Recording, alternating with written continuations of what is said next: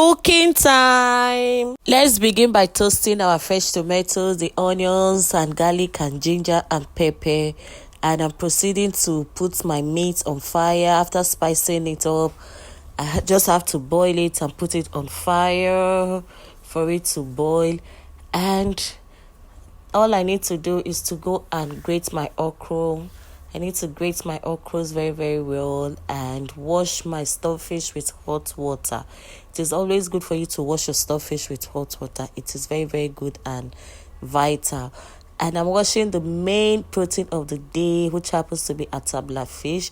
This fish, I'm actually going to use it for what I'm preparing, which happens to be fisherman stew, okra soup, and ofo soup, which is also called the fisherman's soup also. So my pepper mix is ready. I just have to put them into the blender. So I will proceed to go and blend. After blending, I also have to blend the crayfish, which happens to be another main ingredient which I will be using for these meals. So it's time for me to prepare my fisherman stew.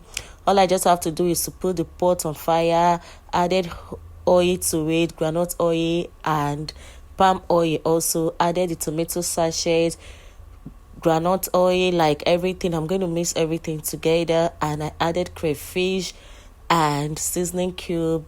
This is the time for me to add the tomato mix that I blended. Just have to stir very, very well. Added the atabla fish, which happens to be the protein of the day, and I'm adding the stock too, the meat stock to it, because actually I want to have that little feel of meat too into it. And I'm adding some meat into it, like 4 or 5, especially for the kids, so we could actually have alternative too, when you're eating, to just spice it up a bit.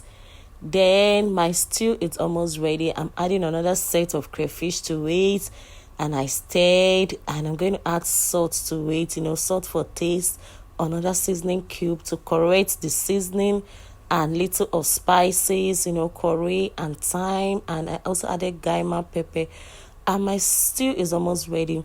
So the last thing I need to do is just to add coriander for the proper aroma too, and to give it a little of a top up. So the stew is ready. I've proceeded to go and cook my ofo soup. Though I've boiled everything, the dry fishes, all I needed to put. Then I'm adding the ofo to it. It has boiled, and I've added the atabla fish to it, adding salt, crayfish to it, and allowed to boil very, very well. It's almost ready.